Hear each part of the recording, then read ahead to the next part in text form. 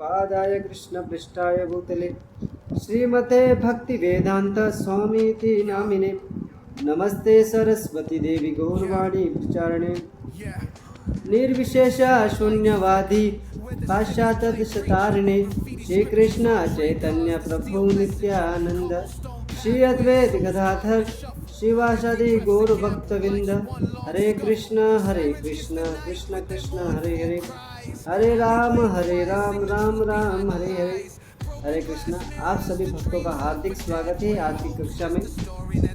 जैसे कि हमने पिछली कक्षा में जाना था कि माता यशोदा किस प्रकार से भगवान को बांधने का प्रयास कर रही है, यहाँ तक हमने इसका स्मरण किया। आज हम ये स्टोरी थोड़ा छूट गया तो इसके बारे में हम थोड़ा सा जान लेंगे। तो माता यशोदा प्रयास कर रही है और माता यशोदा के सिर पे ललाट पे पसीने की बूंदे आ रही है, मतलब ऐसे रेले उतर रहे हैं उसके, है ना, सिर से। और क्या हो रहा है, यह जब प्रयास भगवान श्री कृष्ण देख रहे हैं कि मेरी माता कितनी परेशान हो गई मुझे बांधने के लिए। इसमें माता, वैसे भगवान ये सब लीलाएं कर रहे थे, तो वैसे लोगों को अगर हमारे साथ ऐसा लगे कि हम बांधने का प्रयास कर रहे हैं, हर बार रस्सी बांध रहे हैं, अगर 2 इंची छोटा पड़ रहा है तो हमें ऐसा लगे, हमें विचार तो आना चाहिए कि भाई साहब ये किस कारण से हो रहा है, या ये लीला हो रही तो ये क्यों हम समझ नहीं पा रहे। तो माता भी यही हो रहा है कि माता का हर बार 2 इंची कम पड़ रहा है, तो माता क्यों नहीं समझ पा रही। तो बोले, बाकी जो गोपियाँ भी ये कह रहे थे, भगवान तुम्हारे लाला के ललाट में बंधना लिखा ही नहीं है, ये पूर्ण स्वतंत्र है, तो इनको बांधा जाना ठीक नहीं है। गोपियाँ बहुत सारी रोक रही, लेकिन माता यशोदा रुक नहीं रही। वो उनके हृदय में तो यही भाव आ रहा है कि बस मुझे कृष्ण को बांधना है बस। तो इसमें प्रभुपाद, श्रील प्रभुपाद लिखते हैं इसके आगे तात्पर्य में, बोलते हैं अनेक जो योगी होते हैं जो हजारों साल तक तपस्या करते हैं अपना हृदय शुद्ध करने के लिए, कहा जाता है कि उनका हृदय शुद्ध तो हो जाता है, लेकिन उनको भगवान की जो लीला है, वो भगवान को बांधने की जो लीला है, ये भगवान को देखने की जो है वो नहीं कर पाते हैं। हृदय शुद्ध हो जाता है। जैसे कि भगवान कहते हैं कि वो योगी, एक तरफ योगी को रखा जाए जो हजारों करोड़ों सालों तक तपस्या करते हैं, और एक तरफ कृष्ण भक्तों को रखा जाए। योगी हजारों सालों तक तपस्या करते हैं अपने हृदय की हृदय है ना, उस हृदय का शुद्धिकरण करने के लिए। लेकिन इसी में आगे प्रभुपाद कहते हैं कि इसी भक्त को देखे यदि सिर्फ हरे कृष्ण महामंत्र जपता है, तभी क्या करता है, इस व्यक्ति का क्या करता है, पाप कट जाता है, हृदय शुद्ध हो जाता है। तो बोलते हैं पापी तापी जपी लो हरि नाम उद्धारी लो, कि कितना भी बड़ा क्यों ना पापी हो, इस हरे कृष्ण महामंत्र का जप करता है तो उसका उद्धार हो ही जाता है। तो बोल रहे कि ये जो योगी होते हैं, ये भी भगवान श्री कृष्ण को हृदय में मतलब बांध नहीं सकते। तो इसमें प्रश्न एक ये उठ सकता है, क्या हम भी भगवान श्री कृष्ण को बांध सकते हैं कि नहीं सकते। तो इसमें आंसर है कि हम भी भगवान को बांध सकते हैं, लेकिन जब हमारा हृदय शुद्ध होगा। जब हृदय शुद्ध होगा तभी हम क्या होगा, भगवान को बांध पाएंगे। एक बार क्या होगा, बिलू मंगल ठाकुर जब वो अपने आंखें फोड़ दिए थे, तब वो जा रहे थे, रास्ते में आंखें फोड़ दिया था, दिखाई नहीं दे रहा था बिलू मंगल ठाकुर को। तो चलते ही जा रहे तो रास्ते एक खाई आई थी बहुत भयंकर, जो जिसमें व्यक्ति गिर के मर ही जाए। और तुरंत एक पीछे से एक बालक आया, बिलू मंगल ठाकुर बोले, ओ बाबा कहाँ जा रहे हो। बोले, आवाज़ सुन के बिलू मंगल ठाकुर रुक गए।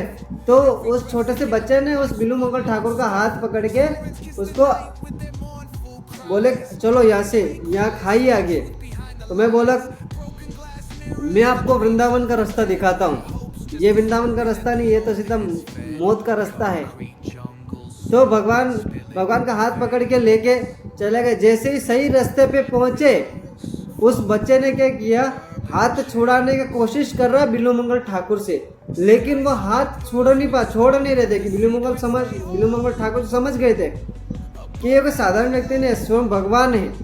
अभी देखिए बिलू मंगल ठाकुर भी क्या है, भगवान में पूर्ण रूप से आश्रित हो चुके हैं कि बस मारे के राखे के मारे के, बस ये कह रहे हैं। कि बोलते हैं कि जिसका अगर मुझे मारना कोई चाहता है तो दो हाथ वाला व्यक्ति क्या मुझे मार पाएगा? सोचिए, अगर जिस भगवान जिनकी रक्षा करना चाहते हैं, क्या दो हाथ वाला व्यक्ति हमारा कोई नुकसान कर पाएगा क्या? नहीं कर पाएगा। अगर यदि भगवान बचाना चाहे तो क्या दो हाथ वाला हमें मार पाएगा? या भगवान जिन्हें मारना चाहते हैं तो क्या दो हाथ वाला हमारी रक्षा कर पाएगा? जैसे कि लोग देख ही रहे हैं ना, अभी चाहे हमारे माता पिता हो चाहे कोई भी हो, लेकिन हमारे घर के अंदर ही हमारी मृत्यु आ जाती है तो क्या माता पिता रोक पाएंगे दो हाथ वाले? या भाई रोक पाएंगे? या फिर अन्य कोई व्यक्ति रोक पाएगा? नहीं रोक पाएगा। तो बिल्लूमंगल ठाकुर को क्या है कि हाथ पकड़ लिया बिल्लूमंगल ठाकुर ने भगवान का, लेकिन छोड़ नहीं रहे। तो क्या है, भगवान ने ताकत लगाए और ताकत लगा के ऐसे जोर से छटकार मार के भगवान ने हाथ छोड़ दिया। और जैसे हाथ छोड़ दिया तो ये कहने लगे कि प्रभु आप हाथ छोड़ के तो चले गए, लेकिन आप मेरे हृदय में बंद हो। आप मेरे हृदय में बंद हो, ऐसे इससे कैसे निकलोगे? मेरे हृदय में तो मैंने आपको बांध के रखा है ना, इससे आप निकल नहीं पाओगे चाहे मुझे छूट के चले जाओ।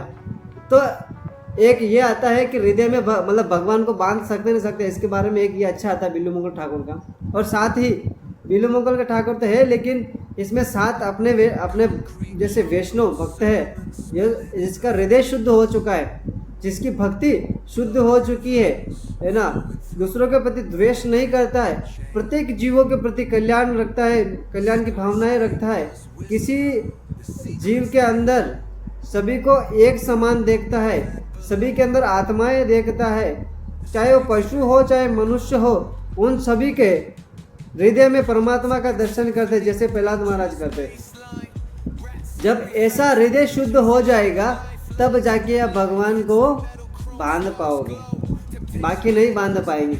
ये हृदय में आना चाहिए। सबसे पहले क्या है, हृदय शुद्ध होना चाहिए, तब जाके बांध पाएंगे। तो अनेक योगिया होते हैं, वो भी क्या है, योगीगण होते हैं जो हजारों सालों तक तपस्या करते हैं, लेकिन भगवान को बांध नहीं पाते। वो भगवान के निराकार रूप को ही देखते रहते हैं। भगवान के दर्शन तो शायद हो या ना हो उसकी कोई गारंटी नहीं है, लेकिन निराकार रूप यानी कि बस उस तेज को देखते रहते हैं और बोलते हैं यही भगवान है, मतलब भगवान के मतलब यही मतलब ब्रह्म को देखते रहते, बोलते यही है सब कुछ और कुछ है नहीं, है ना। कई लोग बोलते भगवान तो है नहीं, सब ब्रह्म है, ब्रह्म सब कुछ ब्रह्म है, हम भी मर जाएंगे तुम भी मर जाएंगे और हम सब ब्रह्म में लीन हो जाएंगे। कई लोग बोलते हैं, या तो फिर ऐसे भी बोलते हैं लोग कि मरने के बाद हम भी भगवान हो जाएंगे। और ऐसे तो लोग ठीक है, ऐसे लोग बोलते हैं ये तो मूर्ख है ही है। लेकिन और ये लोग, इनसे भी बड़े मूर्ख ये लोग होते हैं जो कि ये बोलते हैं कि कल मरने के बाद किसने क्या देखा। इसका आंसर क्या है? इसका आंसर ये है कि वो सब बोलते हैं कि मरने के बाद अगला जन्म होगा ना, क्या किसने देखा? तो इसका आंसर ये है कि मरने के बाद जन्म होता है। जैसे कि हमें पता है कि आज रात हो चुकी है, हमें पता है कल आएगा या नहीं आएगा, लेकिन हमें नहीं पता है, लेकिन कल फिर भी आता है ना। वो ऐसा तो नहीं कि हमारे कहने से नहीं आता है, कल फिर भी आता है और हम देखते हैं हाँ कल आ गया। तो उसी प्रकार से हमारा जीवन भी अगला जन्म होगा, इसका प्रमाण शास्त्र बताता है। तो माता यशोदा ने क्या किया, उनको बांध दिया। जब बहुत ज़्यादा प्रयास कर रही थी माता यशोदा, तो अंत में क्या किया, माता यशोदा ने उस जो उखल है उस उखल को बांध दिया, उस उखल के। ऐसे प्रकार से हमें स्टोरी से क्या सीखने को मिलता है कि बस यही सीखने को मिलता है, हम चाहे तो भगवान को भी बांध सकते हैं, भगवान की लीला में हम हिस्सा ले सकते हैं, लेकिन जब भी लेंगे जब हमारा हृदय शुद्ध होगा, जब पूर्ण रूप से भगवान के शरणागत होंगे, तभी जाके ये हमारा भगवान जी हमारे साथ लीलाएं करेंगे। तो हम जैसे कल बताया था, कल किसके बारे में जानकारी ले रहे थे, हम किसके बारे में बता रहे थे? आज की जो स्टोरी है और किसके बारे में है, वो है नल कुबेर और मणिग्रीव, इनके बारे में जानने वाले थे। तो बोले कि ये दोनों जो थे वो किनके पुत्र थे? वो कुबेर के पुत्र थे। कुबेर यानी क्या होता है, जो कि भगवान की संपत्ति है ना, जो सोना पैसा यानी बोल सकते हैं बैंक मैनेजर कह सकते हैं। तो भगवान के जो बैंक मैनेजर है जो कुबेर हैं, तो कुबेर क्या 8 लोकपाल के क्या थे, 8 लोकपाल के थे जो संभालते थे, वो अंक थे। और उनके पुत्र हुए थे 2, है ना। और उनके पुत्र हुए थे 2 जिनका नाम था नल कुबेर और मणिग्रीव। ये कुबेर के ही पुत्र थे। और पिता तो इतने धनवान थे ही वैसे, और धनवान पुत्र पिता होने के कारण पुत्र उनके घर में जन्म लिया है। तो स्वाभाविक बात है कि किन्हीं किन्हीं के पुत्र होते हैं जिनके घर में बहुत ज़्यादा पैसा होता है, तो वो अधिकतर उनके संतान जो होती है वो बिगड़ी हुई निकलती है, पैसों की कदर नहीं करती, और कदर न करने के बाद ऐसे गलत कार्य में लग जाते हैं जिसके कल्पना नहीं कर सकते। जैसे मैंने कभी कभार देखा है कि इस्कॉन में कई लोग होते, माता पिता इतने अच्छे भगत होते हैं लेकिन पुत्र हो ही नहीं पाते भगत।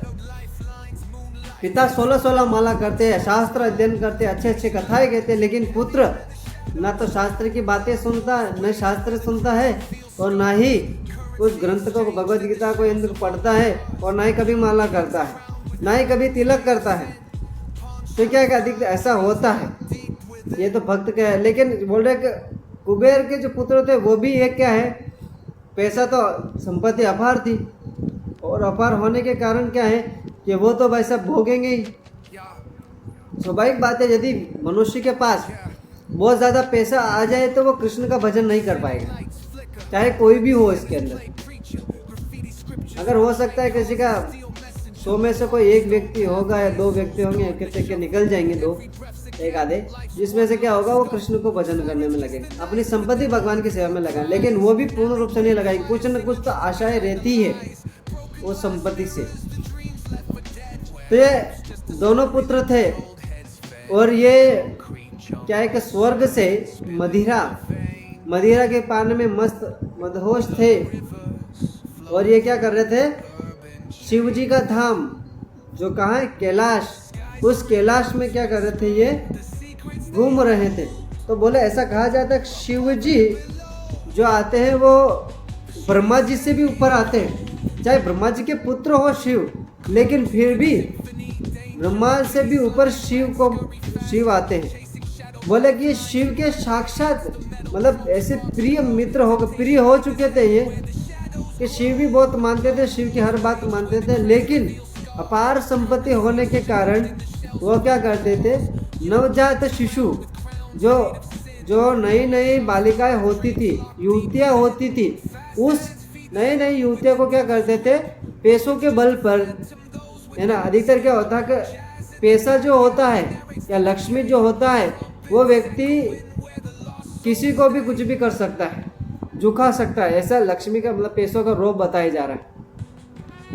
तो वो उनके पास तो अपार संपत्ति थी, और ये शिव जी के भी बहुत प्रिय हो चुके थे।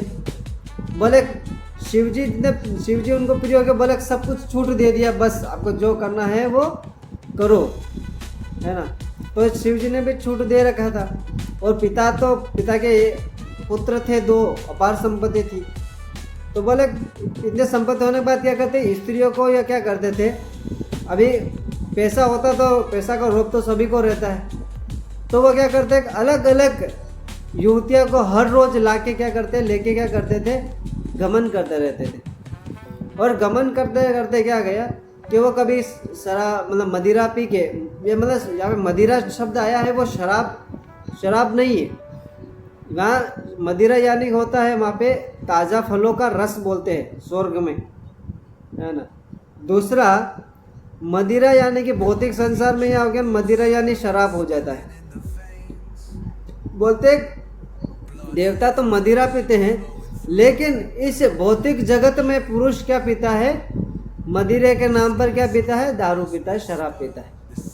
और शराब पीने के बाद क्या आता है कि ये धरती मतलब इतना अपवित्र हो जाता है, क्योंकि इस पे तो शराब बिक रहा है, मांस बिक रहा है, जुआ खेले जा रहे हैं, और साथ साथ क्या होते जा रहे हैं, ताश खेले जा रहे हैं, और मांस भी खाए, दारू भी पिए जा रहे हैं, पराई स्त्री का संग भी बहुत हो रहा है।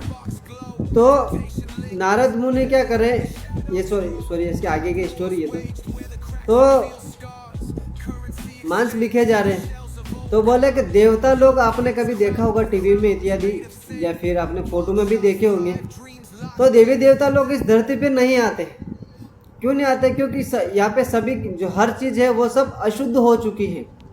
जैसे शास्त्रों में एक बहुत फेमस स्त्री का नाम आता है जिसका नाम है उर्वशी। ये उर्वशी भगवान नर नारायण के नेत्रों से निकली थी, है ना। ये ऐसा बोलते हैं कि उर्वशी उनके नेत्रों से निकले, ऐसे तो राधा गोविंद स्वामी महाराज यही बताते इसके अंदर। तो बोले कि ये स्वर्ग से आई हुई थी, है ना। और इन्होंने क्या अपने रूप के ऊपर बहुत घमंड था, तो इनको शराप मिल गया था कि आपने बहुत घमंड करते हैं, जाओ तुम अपने रूप का घमंड करते हो, तुम क्या करो मृत्यु लोक पे जाके तुम्हें पुरुष तुम्हारा भोग करेंगे।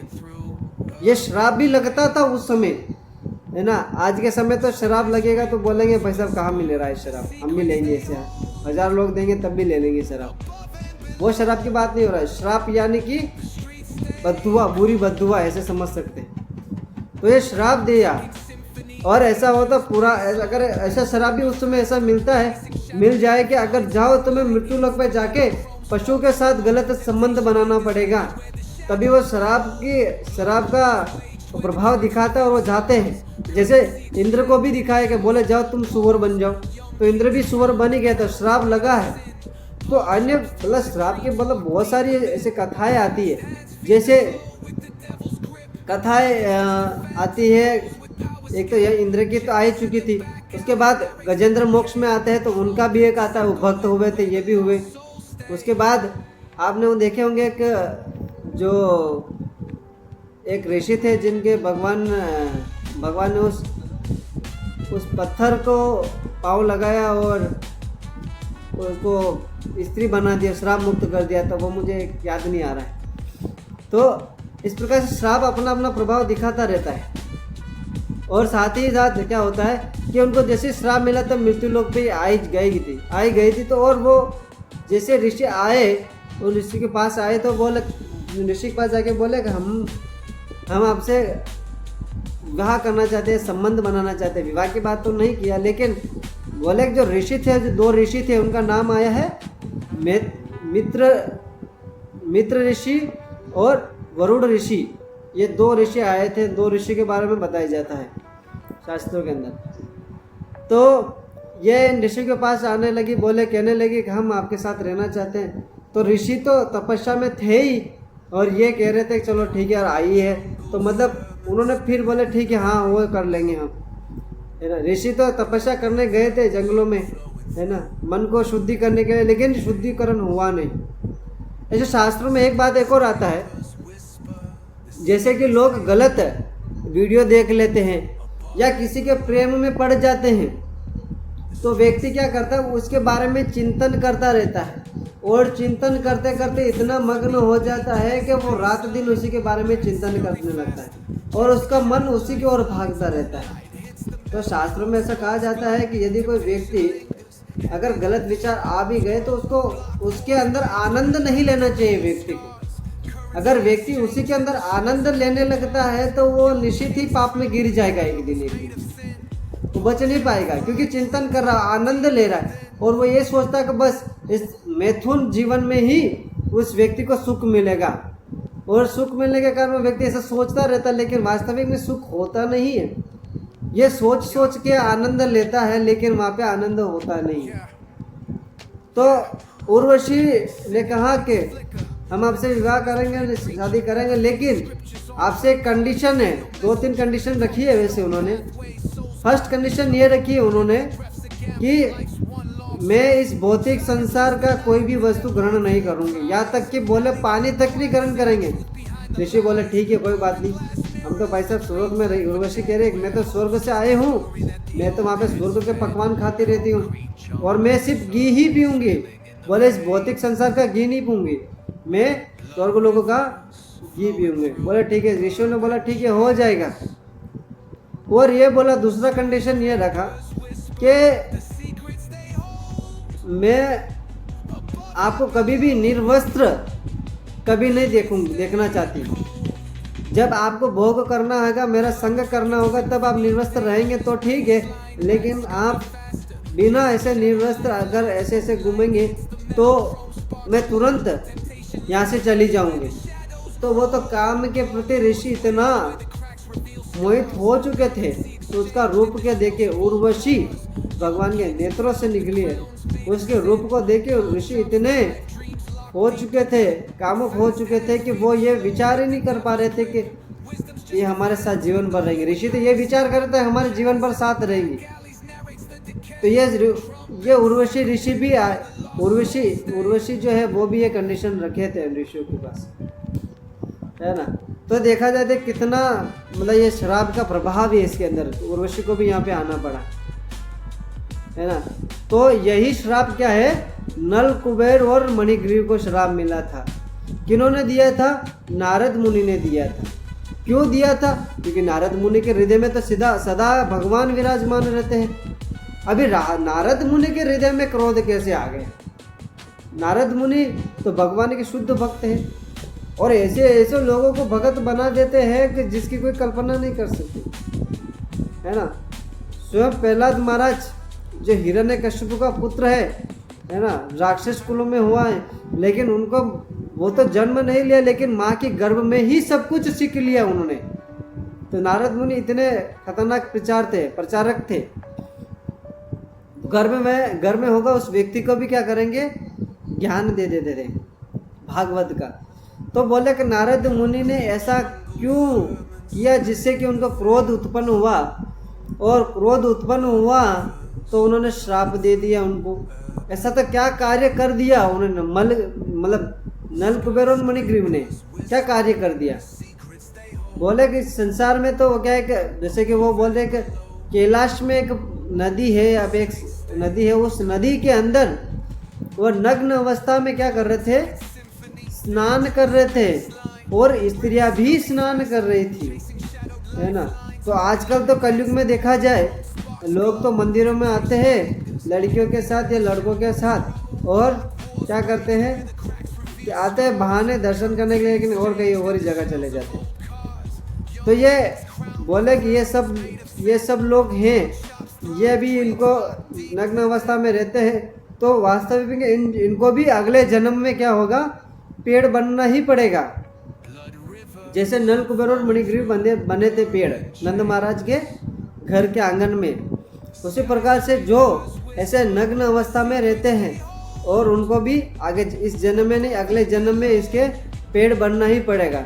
विशेष करके जो लोग सुन लीजिए, जो लोग ऐसा मतलब करते हैं नहीं करते हैं, जो भी ऐसा हम देखते हैं किसी लोगों को बोलते हैं तो ऐसे विश्वास करके मैं बताना चाहिए सब चीज़। और दूसरा बोल रहे हैं शास्त्रों में यदि कोई स्त्री, वैसे हम स्त्री के बारे में कभी बुरा नहीं बोलते हैं, कभी कहते नहीं, लेकिन इसमें जो आता है जो वही हम कहते हैं कि शास्त्रों में बताया जाता है कि यदि स्त्री कोई अपने पुरुष के अलावा दूसरे पुरुष का संग कर लेती है, या शादी हुआ है उस स्त्री की बात नहीं कर रहे, जो शादी नहीं हुआ उस स्त्री की भी बात कर रहे हैं हम।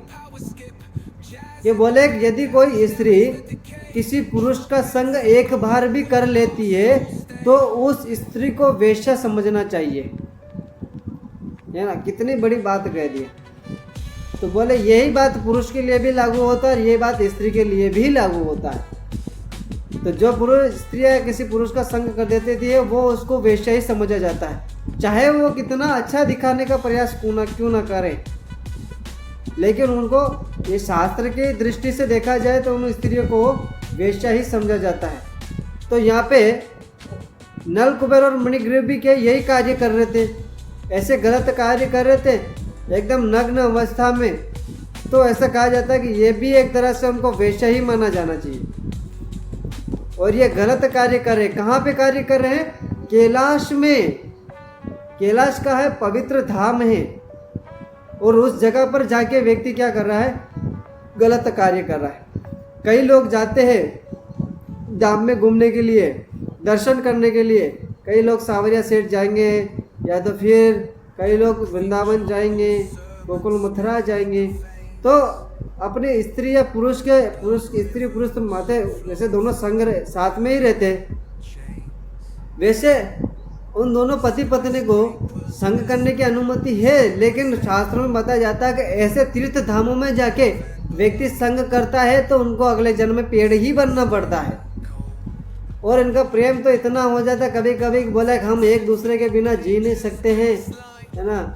I love you Babu, I love you सोना, इस प्रकार कहते हैं और आत्महत्या कर लेते हैं कई लोग। इस लोगों को परिवार वाले स्वीकार नहीं करते हैं तो ये लोग मरने के बाद भी आप देखे होंगे कई पेड़ होते हैं जो एक दूसरे से ऐसे लिपट के खड़े रहते हैं। ये लैला मजनू वाले ही हैं भाई साहब। ओके, हम आगे इसकी चर्चा और आगे कल करेंगे क्योंकि समय हो चुका है। ओके, हरे कृष्णा। यदि कोई किसी भक्त का प्रश्न है तो वो कह सकता है।